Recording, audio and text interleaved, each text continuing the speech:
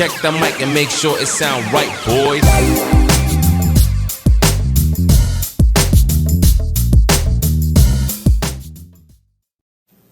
Okay, now we're going to do some things with this list. Here's the next exercise.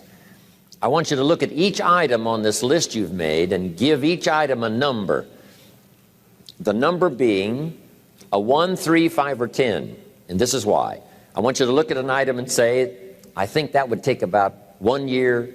Another item you say, I think that would take about 3 years. Another item, I think that would take 5. And another item, looks like that's going to take 10. Give each item now a number of what you think it might take to achieve that goal, a 1, a 3, a 5, or a 10.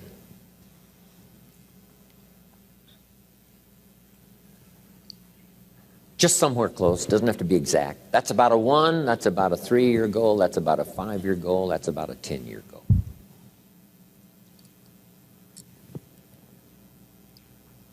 If it's less than 1 year, just make it a year. If it's more than 10, just make it 10. 10 plus something. Just approximate 1, 3, 5, 10.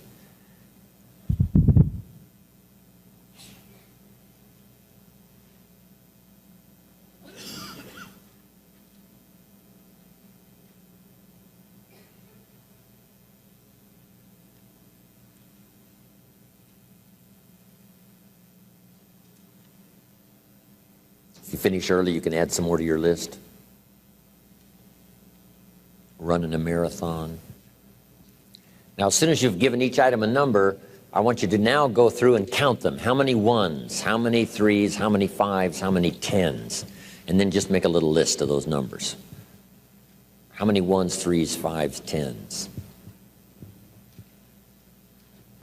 This is going to be interesting.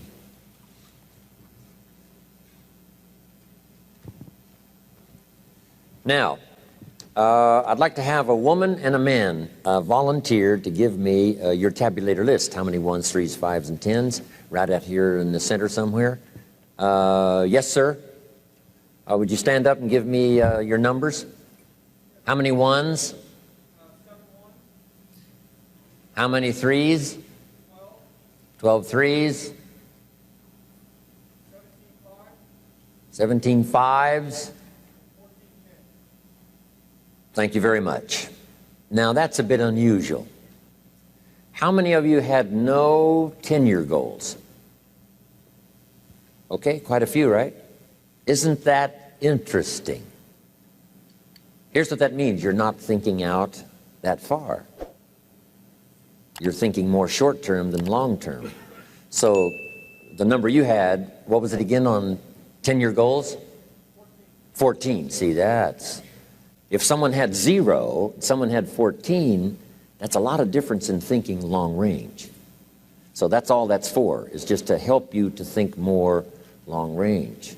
Now, I need a woman to give me a list. Yes, ma'am. How many 1s? What is it? 23. Wow, that's pretty good. How many 1s did you have, sir? 7. Isn't that interesting? Okay, 3s, how many 3s? 16 3s, 5s, 7, and 10s. 10 10s. Wow, you've been busy. Okay. She's done this workshop before, so she knew what was coming. See, that's pretty good. But now you get what I'm talking about? No 10-year goals means you're not thinking out quite that far. And it wouldn't hurt, you know, within the next year to start stretching on out there, 10, 15, 20 years away, what you'd like to be accomplishing and what you'd like to have when that time frame finally rolls around. Okay. Now, make these notes. When you've accomplished some goals, you need some more to accomplish.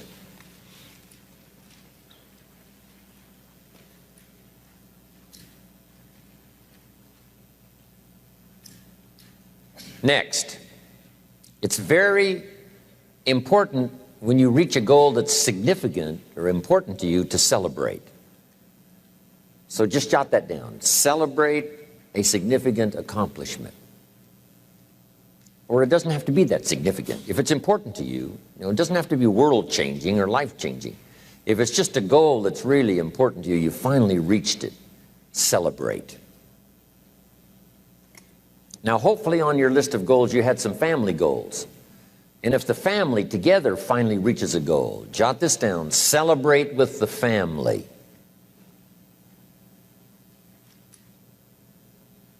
And if you're checking it off, let each member of the family put their check mark on this goal, because the whole family worked on this one. Now, here's what this will do. It will help each member of your family to make a longer list of goals. Wow, if we can accomplish this, think of what else we could do. The same is true of you individually. When you accomplish something, check it off, celebrate. It'll help you to grab your list, wherever it is, and say, hey, if I can get here, I can double that original list. So celebration creates excitement to develop a longer list. You also need goals ongoing. When the early astronauts went to the moon, some of them, when they came back from the moon, had psychological problems. Some of them drank too much, got into other difficulties. And one of the reasons is, where do you go now that you've been to the moon? So here's what they did later. They made sure that the astronauts later, who came back from the moon, had plenty of projects to keep them busy after they had been to the moon. And the same is true of you and me. Goals, after you've reached them, another list. After you've reached those, another list. My father lived to be 93. You can't imagine the goals he had. One of his goals when he was 92 was to get his driver's license renewed.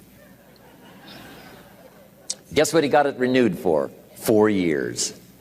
At age 92, he got his driver's license renewed for 4 years. Now, he didn't live long enough to...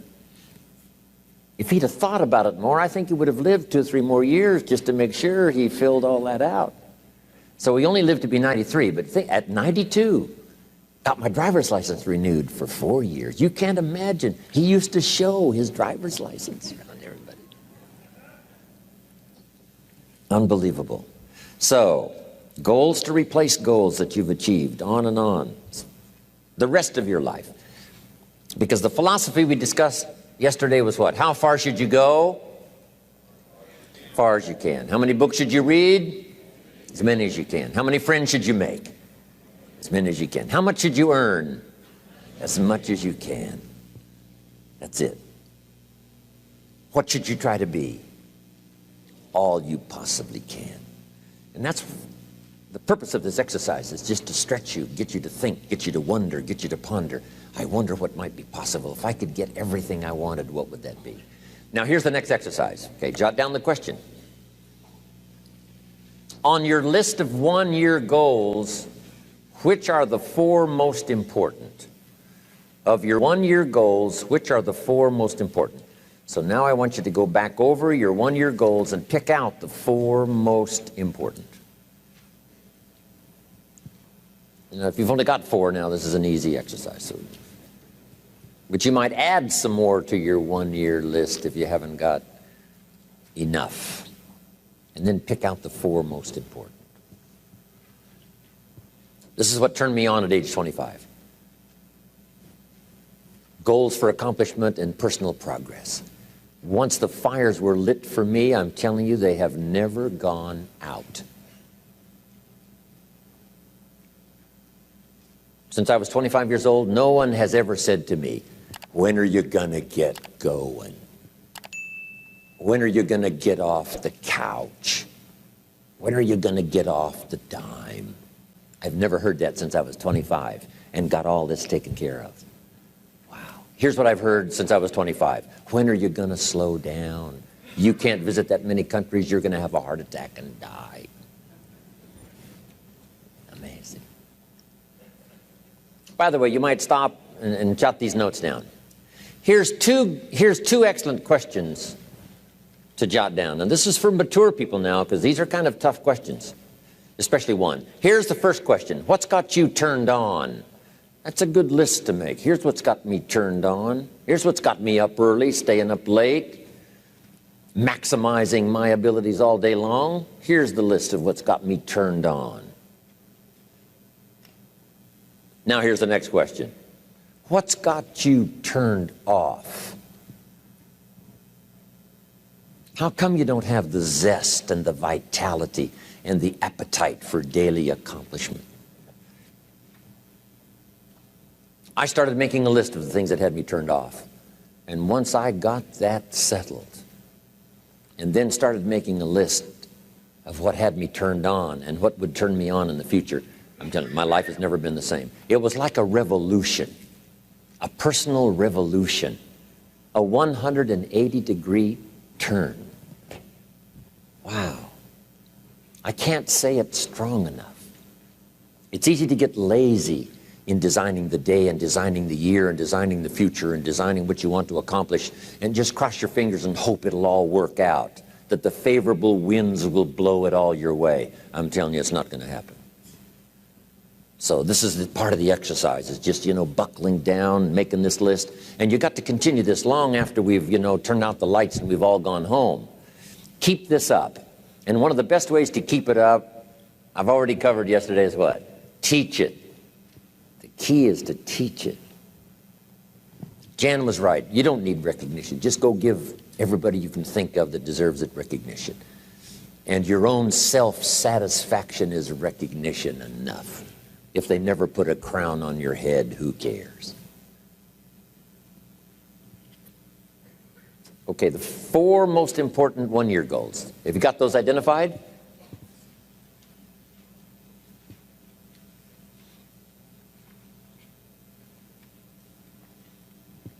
Okay, now here's the next exercise. This will take now just a little bit of time. And the question is why? Why are those 4 goals important to you? Because the why is very important. And I'm going to give you some notes on that a little bit later. So just start a little paragraph. Why those 4 goals are important to you. A couple of more minutes for this one.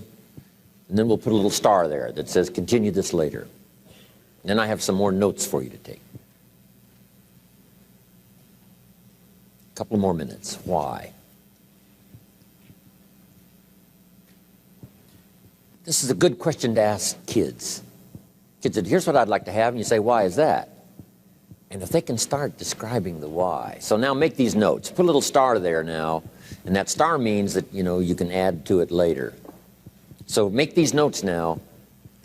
Here's the first one. When the why gets stronger, the how gets easier.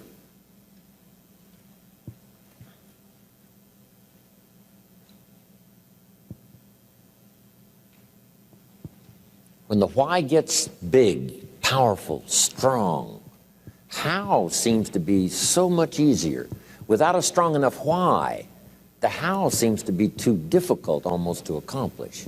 Say, how do you manage your time? Hey, if you had strong and powerful enough goals, you'd figure out how to manage your time. You'd get a book on the subject.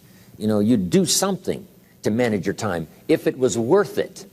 If it's not worth it, why would you bother studying the art of managing your time if it really doesn't matter? But if it really mattered in the accomplishment of your goals and why you wish to accomplish them, see, you can do anything. You can get up any hour, read any book, take any class, make any change, develop any skill, do any discipline. I mean, you can do it all. When this how and the why, or when the why starts to grow, the how gets simple.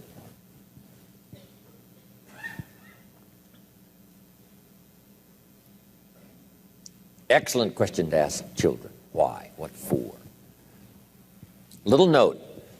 Maybe one of your goals was to have $1 million home on the hill overlooking Snake River Valley. Okay. That'd be a good goal. $1 million home. Here's the next question. What for? What for? I mean, a house is a house is a house with bricks and wood and walls and roof. The key, yes, $1 million home, that'd be wonderful, but what for? So now jot this down. Purpose is stronger than object. The object would be the house, and that'll pull. That's a worthy goal to go for, the object of the house. But here's a stronger goal, the purpose for the $1 million home. You say, well, it'll be the centerpiece of all the family's activity with all kinds of unique people coming and going and the influence and things will be happening in this place. See, now we're getting somewhere. So if you got that line, it's one of my best for the whole day. Purpose is stronger than object. It's okay to have plenty of objects to go for on your goal list. But always keep asking yourself the question, and sometimes it's good to just write it out. Here's why I want this money. Here's why I want this place. Here's why. And you start developing those reasons. And I'm telling you now, this starts to become incredibly powerful. Okay.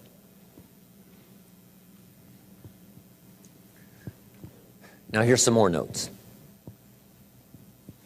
Some of your goals should be personal development. The person you wish to become.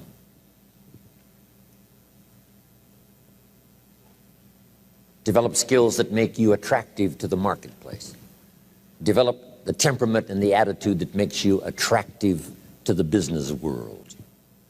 The attitude and the temperament that makes you a splendid father, studying the art. Because here's what's important. It's not what you get that makes you valuable. It's what you become that makes you valuable. I keep saying this year after year for the last 39 years publicly. It's the person you become. I admired my friend Mark Hughes for the fortune he made and the company he built. Guess what I admired more? The person he became in a short 44 years. He was unique. He bought the idea at age 19 of personal development and worked on it daily from that day until the time he died. The idea of becoming an attractive person, a skillful person, a good friend, a good colleague, a good partner, a good member of the round table, a contributor. See, that's the key, the person you become.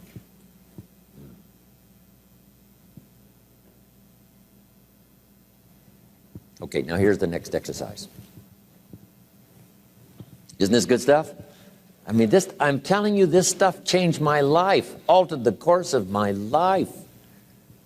From milking cows to sitting on this stool. Incredible. What a journey. And part of the explosive stimulation started when I met Earl Schoaf, and he asked me, have you got a list of goals? And I said, no. And he said, then I can guess your bank balance. I thought, whoa. I immediately started studying the art. And the art and the accomplishments of it helped to change my life and qualified me to come and speak to you today. Right? You got to be qualified, right? Invite 1,000 people to come, hear what you've got to say. It's unbelievable.